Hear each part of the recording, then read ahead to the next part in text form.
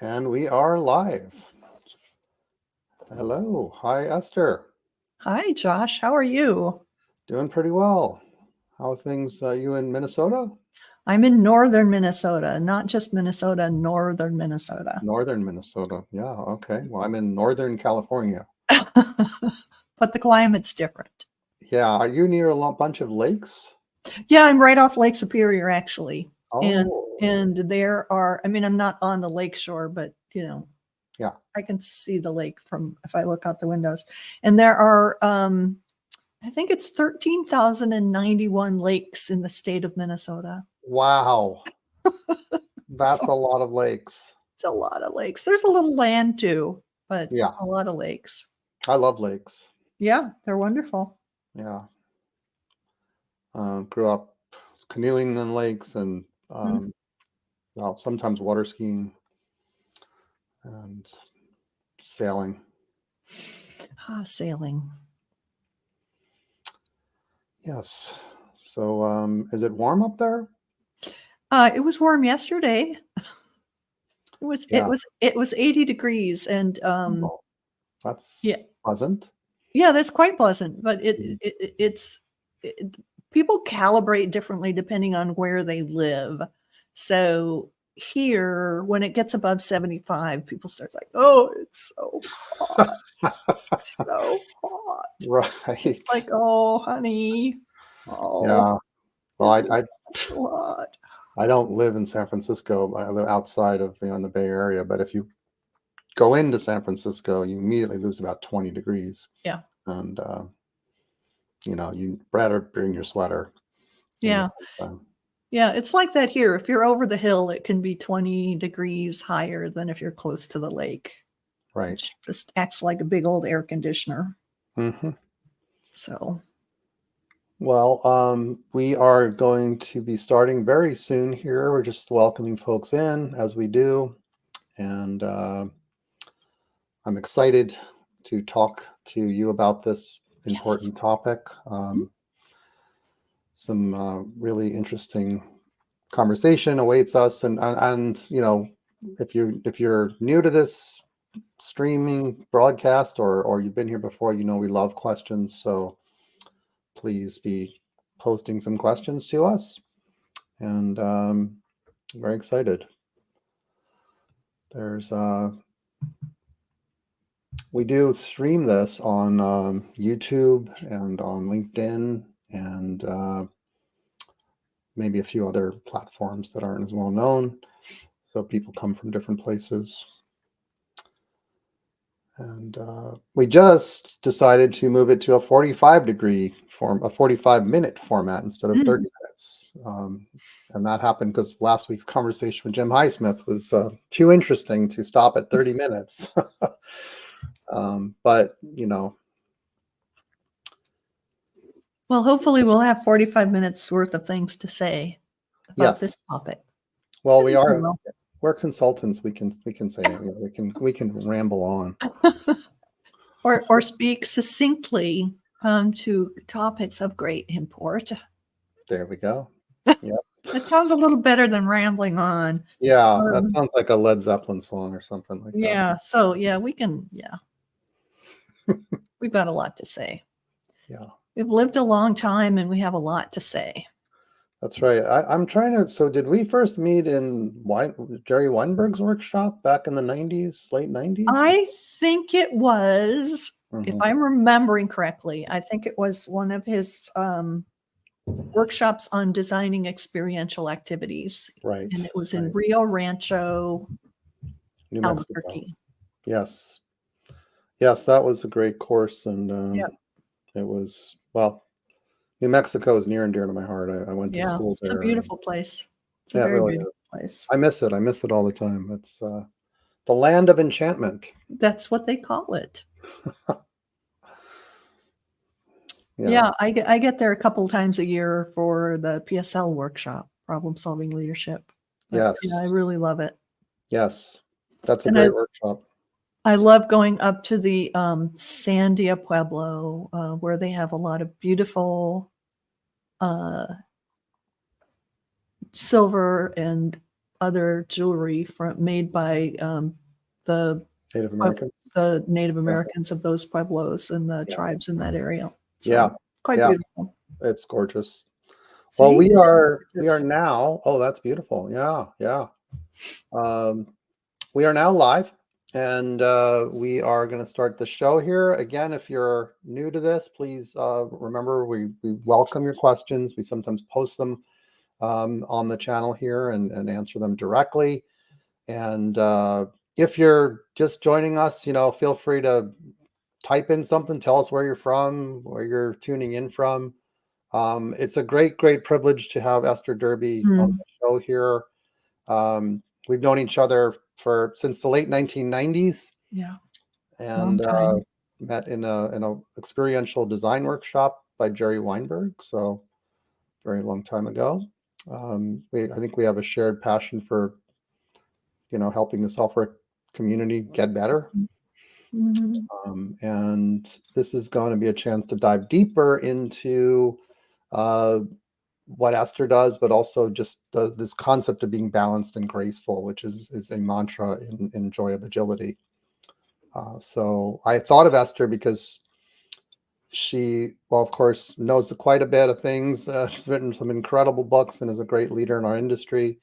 And then she'd written something recently that used the word balance quite a bit. And I'm like, oh my God, this is like the sign that Esther is the perfect person to talk about this mantra. So welcome, Esther. Thank you. Thank you. It's a pleasure to be here. Yeah. And I think you said we shared a passion for making the software industry better. And I think we also want to make it more humane and better for people who work in it. Yes.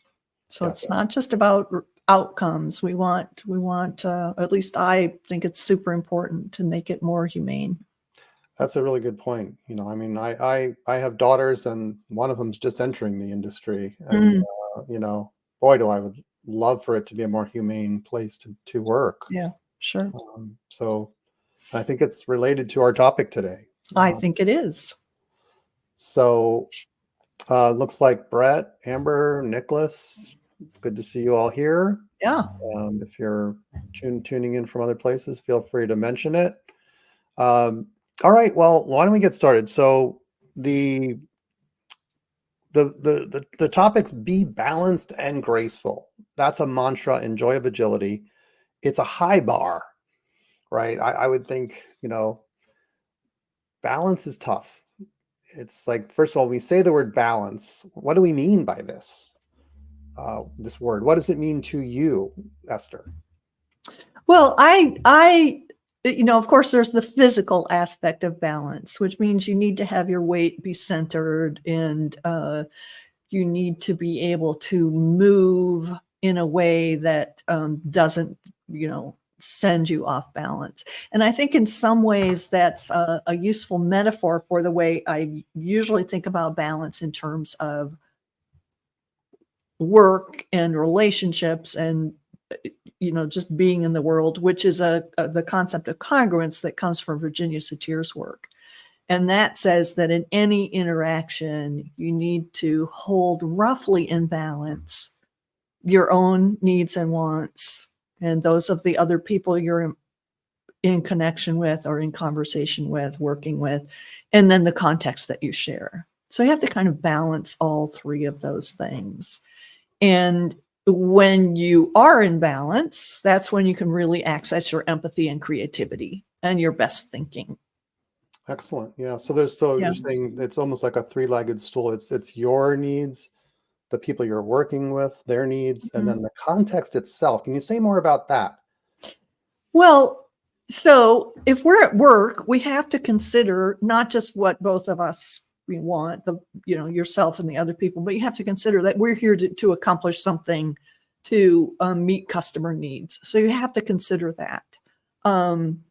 If you're, in a different sort of interaction, say you're in a grocery store checkout line, right? You have your own wants and needs. You want to get through there quickly. There's the person checking out your groceries who, has their own wants and needs. So we want to be respectful of them, right? And kind to them, but you're also in a grocery store, which is there's a sort of transactional nature to the relationship. So you consider that context, and you don't share your deepest, darkest secrets, and you don't ask them for theirs. You're polite and you're considerate, but you consider that, this is a stranger. You're in a grocery store checkout line. So that's one example of how you must consider context. Love it. Love it. Yeah. It brings back lots of memories. I am from New York, where things tend to be really fast, and I would go to school in New Mexico. When I'd go to the grocery store in New Mexico, I had to get used to things being much slower at the grocery checkout line. I was Yeah. okay, this is a little different here, but it's yeah. So context is key to really the three-legged stool, if you will, of Yeah. balance that you're talking about. Yeah. I think you mentioning that there's balance in the relationships and in this context, and I also see balance like in terms of just some of the practices we do, right? Like a For sure. healthy balance of testing and of development. If you get into the weeds of development software, we see too many places where they don't have a good balance in place, and then they run into a lot of problems. And have you seen that as well? Just where a lot of things were out of balance Yeah, it's really common. I mean, you see pressure to deliver, which is out of balance with the need to learn, or the need to get something out the door that's out of balance with the risk of sending something that isn't of decent quality, right? Of good enough quality for that context. So those are all about context, but that also plays into potentially the professional interests and focus of the people involved. So if you are in taking the testing and development situation, if you have a team where most of the people come from a development background, and they maybe don't view testing as super valuable, and you have maybe one person who has a testing background, that's out of balance, right? Those professional considerations are likely to be out of balance there. Right.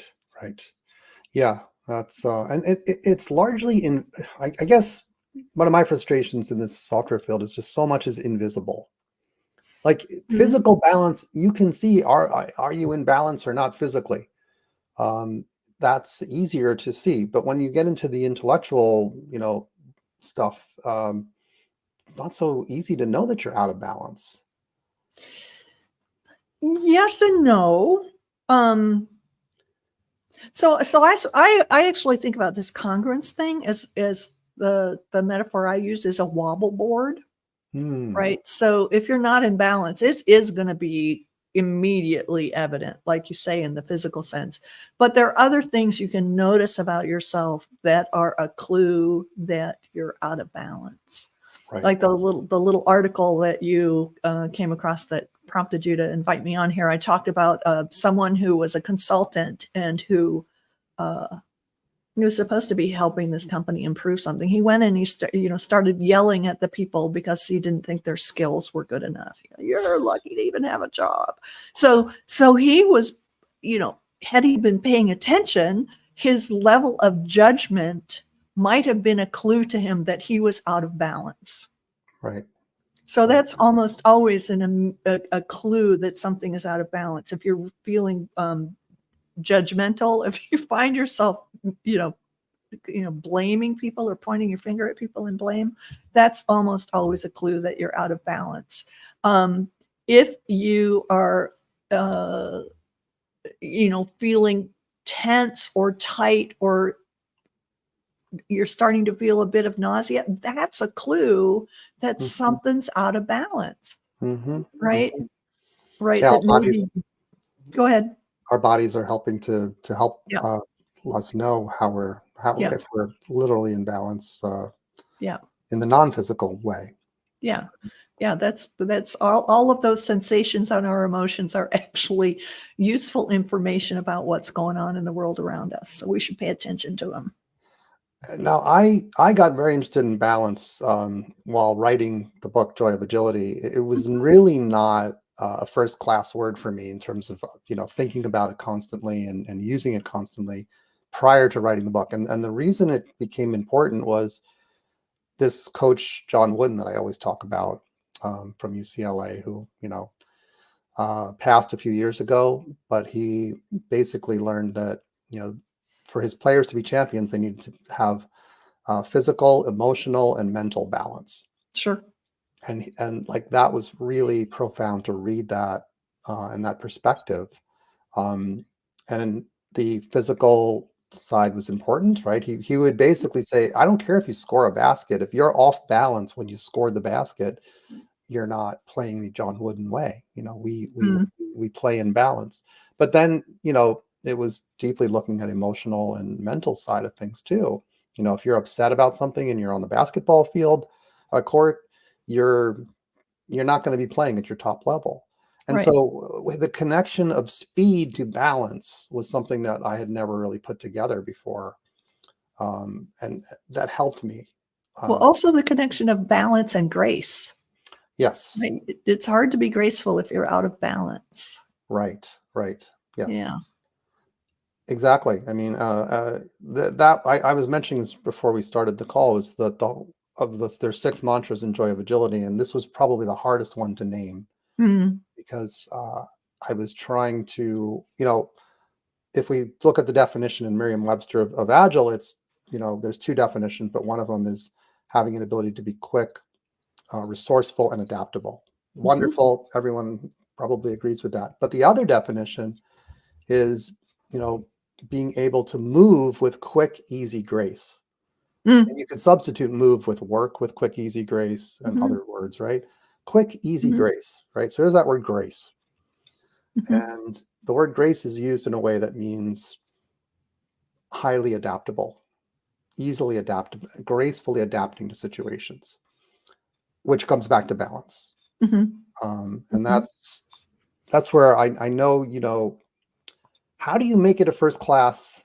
How does balance, do you believe balance is really important in our industry? Well, I think it's important in every aspect of life. I mean, that it's the only place from which we can access empathy, and it's the only place from which we can access our best thinking. So I think it's super interesting to like expand it beyond, I think about a other context, but within that balance, testing versus development, risk versus schedule, learning versus delivering. I mean, there are so many things that we need to keep in balance. And I think they're often viewed as polarities. Those sorts of external things, they're often viewed as polarities, which tends to put a system into oscillation, which is out of balance, right? An oscillating system is not stable, it's unbalanced. So I think it's super important to think about those things in terms of, what's the upside of this that we want? How can we manage the downside? How can we balance? Because that's the only way we're going to be able to move fast and with grace. Right. Yeah. Like there don't seem to be tools for this. We have Jira. This is our tool. This is our tool for this. And this is our tool for this. Right. So it really, must come from the mental and emotional side, perhaps. Well, an awareness, certainly. Right. So a fool with a tool is still a fool. And I think we do tend to over rely on tools to replace thinking. We do. And to replace sensing. Right. Yes. Like I guess I would just let me voice this frustration. I don't believe that balance is given enough weight, if you will. I don't believe it's congruence. You could call it congruence. as you do. And I think I worry, is this because people don't understand the value of balance in terms of, the benefits Mm. in the world, and the benefits in life, your own personal life, or your benefits in business? Why is it not appreciated enough? Well,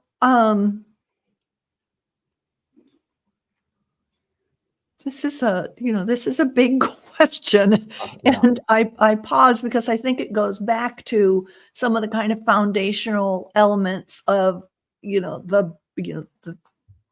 the way business happens in the US and in other parts of the world, where the primary focus is on extraction of labor and maximizing profit. right. Right. And so if that's your major focus,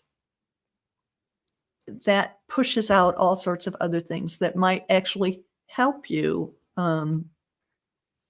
be more successful in terms of sustainability and long-term value. Right. So I Right. think it's deeply systemic, Hmm. right? And baked into um, the heritage, with all our family tree of, management that we are all, living with the echoes of. So it's deeply systemic, and it's Mhm. not so easily solved. But in the smaller scale, it may be a little bit like, so we went back to testing and development, having some Yeah. good balance there. I mean, it can be applied in the small, maybe a little bit easier than in the large. Well, I think if you can start to apply it in the small, which I have seen done many, many times, where you can actually get a team working well and being in balance and being graceful. Um, that, if nothing else, lets people know it's possible to work a different way. Right. And they will take that awareness with them wherever they go. Yes. So, you know, systems are change slowly until they change quickly, and I don't know that in my lifetime it's going to change, but I know that there are certainly people who are thinking about how can we do things in a more balanced, sustainable, and graceful way. Right. And even if we only change it for one team, even if we only change it for two people when we go in and work someplace, or one person, for that person, they're going to be a better developer, a better tester, a better manager. They're going to be a better brother, sister, sibling, Yeah. child, parent, aunt, uncle, spouse, neighbor. And so Hmm. those little things ripple out. So I think it's easy for people to think, oh, well, we can't change the whole big system. Why bother? It's like, because it does make a difference to the individual humans. Yeah. Get them to a place of balance and grace and congruence where they're less stressed, then that sends out a ripple. Yeah. Yeah. I want to take a question here. We have one from Dylan.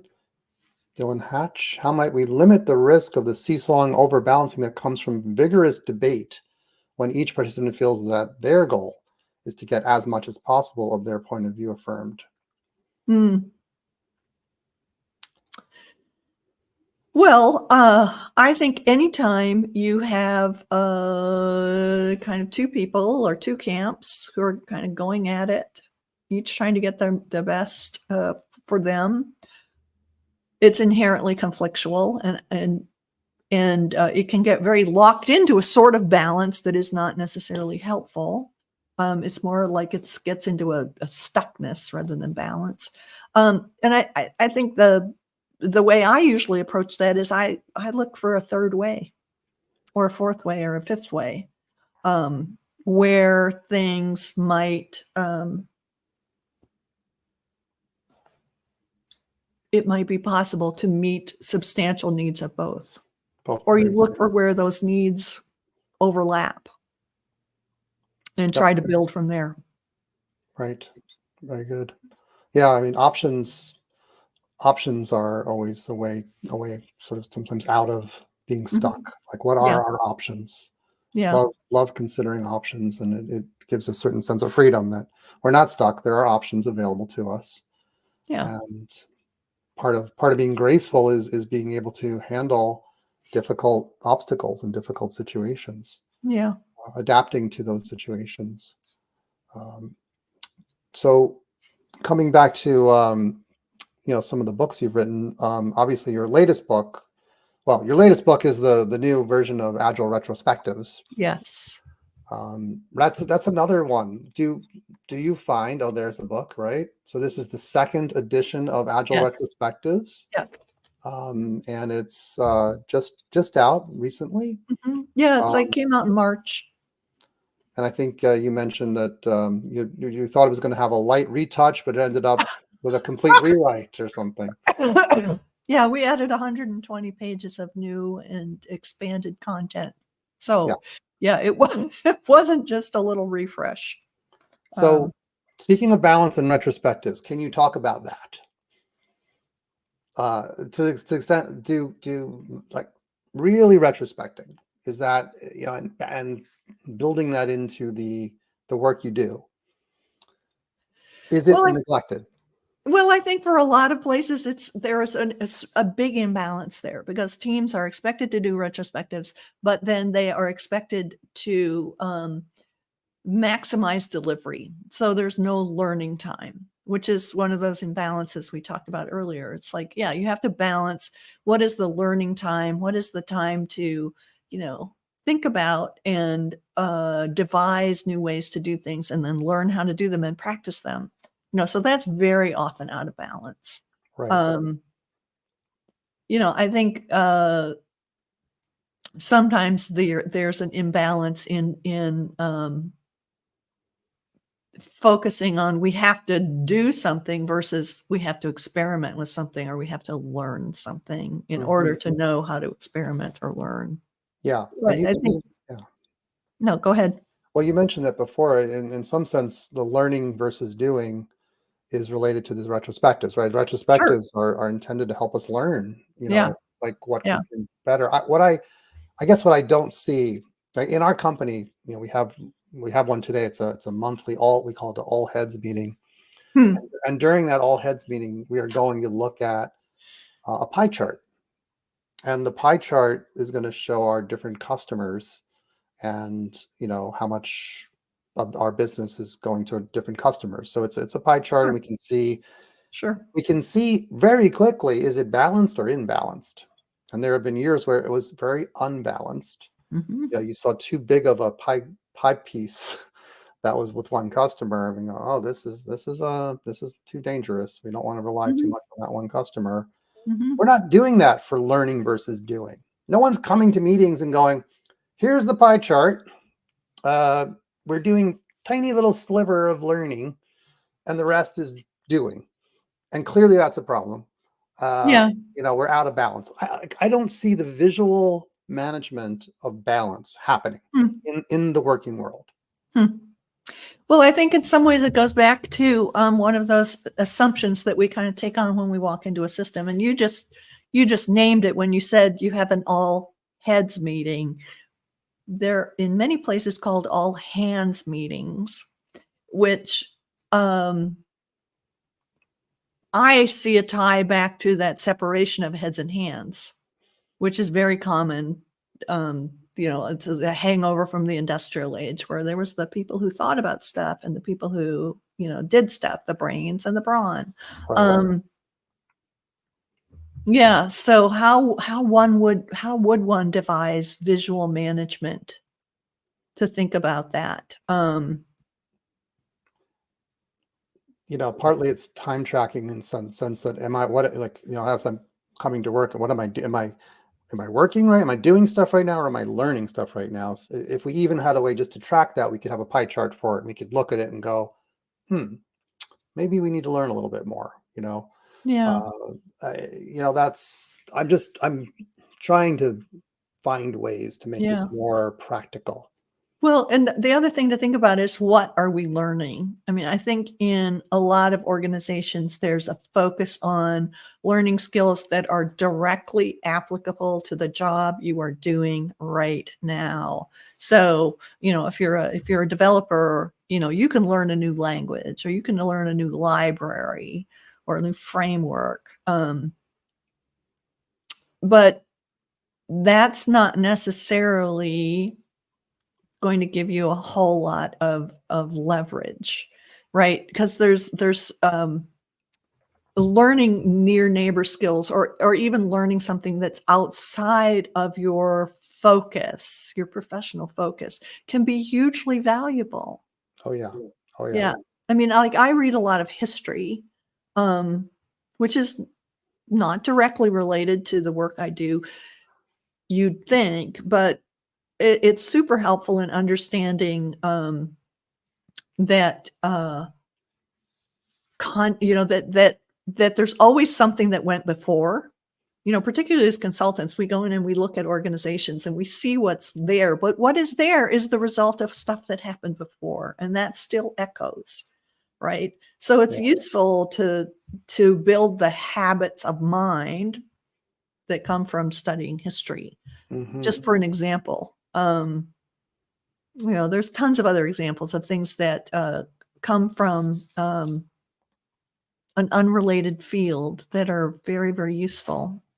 Yeah. I actually think, like, when I started programming, there were probably only a handful of schools that offered computer science degrees in the country. So it was a while ago. So everybody, or almost everybody, came from something else, right? Yeah. And so we had a lot of different perspectives, which was more balanced, Right. right? Right. It wasn't just, everybody has a computer science background, which I'm not denigrating the value of that at all. It's hugely valuable. But if that's the only kind of background thinking people have, you're missing an element of balance. Right. Yeah. I mean, I often, ask people like developers, I'm like, have you read Lean Startup? Because it's written from like an entrepreneurial point of view. It's written from the Mhm. point of view of thinking about how you're spending your money. Capital efficient experimentation is a term used in the book. Do developers think about that? A capital efficient experimentation? A lot of people, they don't use that language in development. So it's like, yeah, Mm. by reading other books and by getting into other fields, you can really gain much more maturity and balance. Yeah. Basketball. I don't even play basketball. I occasionally watch it when the Golden State Warriors are doing well. But this basketball coach, John Wooden, with all of this incredible wisdom about Mhm. how to make championship teams, it totally applies to the industry I'm in Yeah. and other parts of life. So I couldn't agree more. It's that I'm sure the history, we learned so much from it. Do you know David Schmaltz? Uh, Yeah. yeah, so he would Yeah. he would say this phrase that, where have the buffaloes of change been roaming in the organization, right? Uh, Yep.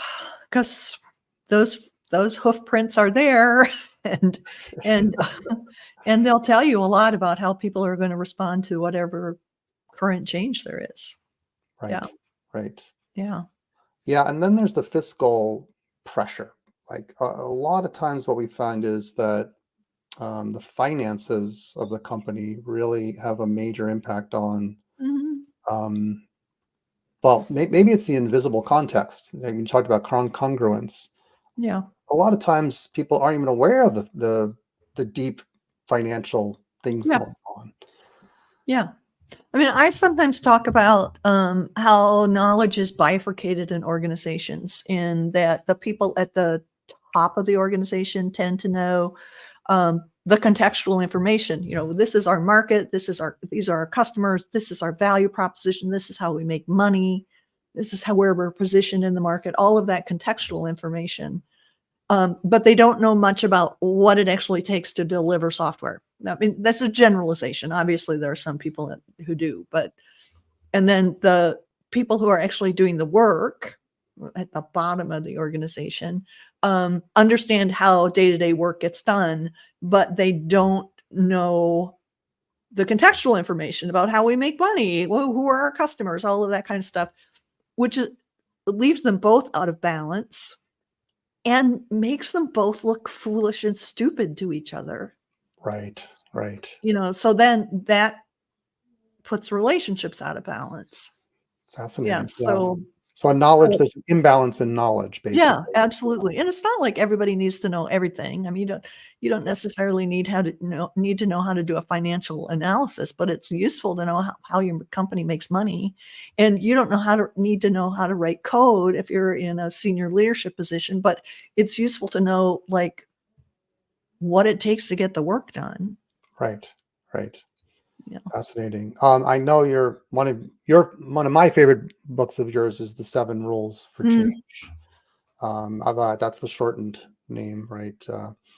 What's the book? So I wrote 7 Rules, is sort of in response to what I had been observing about how people go about change in most organizations. And even when we're looking at changing to an agile method, it's often done in a not very agile way. It's done a big planning up front, roll it all out. That's not learned from it. So that book is written as a set of heuristics that approach change from a very human centric way and a complexity informed way. Right. So years ago, I read this book called The Image by Kenneth Boulding. And he talks about how everybody has an internal model of how the way works. And if that model is directly challenged, they tend to defend. But if you can come at it obliquely, then you can start shifting things. So this was written, I think, in maybe the 70s, maybe the 60s. I don't remember for sure. But I'm reading another book on the science of storytelling, which talks about the neurology behind this image we have in our head. And the neurology is caught up, or the science has caught up with what Boulding's insight was all those years ago. That we have this model, and when it's challenged, we defend. So in some ways, 7 Rules for Change is all about how can you bring about change in a way that doesn't kick off people's defenses. So you have to start from congruence. You have to start from a position of being balanced yourself, considering your own needs, the needs of the other people you're working with, and the context. And then you have to honor where they have been. Because even if they're doing something that seems nonsensical to you, it probably was sensical to someone at some time. Right. And so you have to work with that. So do you look at retrospectives as that chance to sort of honor where they've been and the context? Well, for sure. I mean, part of a retrospective is getting a shared pool of data within a team about what has gone on. So that is balancing all of the perspectives in the room. It's balancing the need to deliver more effectively with the need to maintain collaborative relationships within the group. Yeah. And being aware of, seeing where have we come from, right? And having some temporal sense. Yeah, for sure. And just to switch back to the positive, the 7 rules, do you see balance in any of those rules? Well, is that adding balance by? Yep. The first rule is strive for congruence. Okay. So it really starts from that. And the second rule is honor the past, present, and people, which says, things are the way they are because they got that way, not because people are stupid or bad or wrong. And and what they're doing worked at some point, or was the best thing somebody could come up with at some point, or was imposed by somebody who thought it was going to be useful at some point. So, honor that and think about what is it about the existing system that you want to keep, not just what you want to change. I think that's a balance point that often gets missed. Is what do we want to preserve about this? What is useful? What is working? What is valuable that we want to preserve, even as we move towards a change? Yeah. So balance comes in there. Balance comes in the need to not prescribe what's going to happen necessarily, but to create some boundaries around, what we want more of, what we want less of. So you can balance autonomy and creativity with the need to achieve a certain outcome. So it shows up in that way too. Yeah. Yeah. And if I thought about it more, I'd probably be able to come up with several other examples. Yeah. That's nice. I'm sure that's there. What sticks out for me is the story you told of that engineer who started to keep a visual board of the work. Oh, sure. Can you tell that story real quick? So I think this is the one you're referring to. It's like there's a guy I knew who wanted to have his team start doing Kanban. Is that the story you're referring to? That's the one. So he tried to talk some people into it, and they just, no, we're not interested. So he started his own little personal Kanban board for his own work. And someone noticed it. This was in the before times when people were present, right? And they could walk by his cube and see that. And someone got curious and asked him about it. So he explained what he was doing and told him how it helped him. And then that guy said, oh, I'm going to try that. And he tried it and he found it useful. And then someone else noticed and tried it and found it was useful. And at that point, it was easy for the team to take it up, right? It was no longer trying to convince anybody or argue with anybody. It was a demonstration of something useful, and it was working by attraction, right? I think is a super useful principle for change. Work by attraction. Mm-hmm. Pull people towards it, generate interest. Yes, you call it change by attraction, right? Yeah. And I think that's a wonderful story of being graceful. I mean, that I couldn't think of a more graceful way to, ultimately influence a whole team. It's truly graceful. It may be slower than you'd like, you'd like them to change overnight, but that's not recognizing, certain levels of resistance or well, I think people count the time spent on change in an odd way. I mean, so they think, the change is from the time we get the idea to the time we dictate it, and it looks like people are complying. But there's another part of time that comes after here, which is the people being unhappy about it, the people not being willing to solve the little problems that always come up, the people feeling pressured and put upon, and therefore not being in an emotionally balanced state to do good work, right? So the total time is this. People think it's here, but it's actually this. So the total time between the time this guy spent doing his own little experiment and getting somebody else interested, it was probably about the same. With a lot less ill feeling. And if there's a lot of ill feeling, then it's not even a timeline. It kind of drops off. Right. And then you are not emotionally balanced. If you are feeling like I've been forced into something, I've been browbeaten into it, fine, I'll just do it your way. You're not in an emotionally balanced or congruent state, right? And so you can't access your best creativity. Right. Yeah, love it. Yeah, so I mean, I guess I would be, in some ways, I think your book, this 7 Rules for Positive Productive Change, is largely about being balanced and graceful. Yeah. I think you're right. It's just a lot deeper dive into what do you actually need to do. Mm-hmm. My book, Joy of Agility, references a lot of books. Esther's referenced several times in the book, and it's because my book doesn't have all the answers. You've got to point to Neither does mine.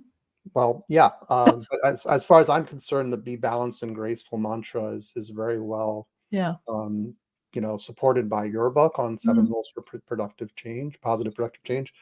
It's just you gotta translate the words a little bit to Yeah. what we're talking about. Yeah. Congruence for me, this session will forever, connect congruence to balance. So I think that's Yeah. thank you for that.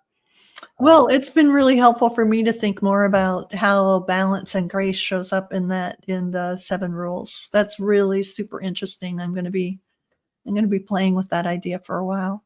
Yeah, cool. Well, we have Yeah. about 5 minutes left. I really just first of all, I want to thank everyone for Yeah. coming today. We I see. I'll go backwards. Frederick, um, Dylan, and Carol, and Amelia, Tim, Brett, Christopher, and everyone else that I might have met. Amitai, Michelle. Mm, Um, it's great to have you here. Namat yes. from Arlington. Lots of names I recognize. So hi, old friends. Right. Hi, new friends. Yeah, so I think, one thing I've been saying a lot lately is that in terms of agility and agile, I think we're still in the early days. And people Mm, always look at me funny, like, what are you talking about? I do believe we're still in the early days. We have to keep approaching this with beginner's mind, keep realizing we have a long way to go. We do not visualize balance very well. no. I don't believe we do visual management with balance. And I don't think we really I don't think balance and grace are first class things that we come to work every day thinking about. But I think, if we Once want we better did. outcomes, we might be looking at those Yeah. things a little more deeply. That's so interesting, Josh, because on one hand, there are no more early adopters of Agile, right? We're 20 plus years in. Um, and on the other hand, we are very early, as you say, in our understanding of how we can actually achieve that, right? Because it's not just rote following of a process, Right. Right. right? It's far more than that. Yeah. Yeah. Yeah, I think we need to really be creative and realize, what needs to happen in order to make this go deeper and be really meaningful. yeah. I know. So Brett Schuhart's here, and Hmm. he's been studying flexibility and teaching classes on that, on physical flexibility, and how could the concept of a gym apply to our world? People that keep fit and work out, or take care of their physical bodies, are at it every day doing things. Hmm. We don't have concepts. We don't really that I'm aware of, have a sort of daily practice of keeping fit in terms of Yeah, mental and emotional that's balance. interesting. So Um, I did Pilates this morning, which is a lot about balance and a lot about being able to move with grace. And mhm. yeah, how can we translate that into our professional sphere? Yeah, we Interesting. got to take the blinders off and realize that, and be Mhm. humble enough to go, we're not in balance. Yeah, We're not in balance in yeah. this area or that area. Tim Ottinger was mentioning here about, you know, let me just put this up here, the number of failures we have, and how are we open to that, right? Like, um, should there be some knowledge will turn out to not be useful, some experience might fail. Should there be a balance of successful and unsuccessful work?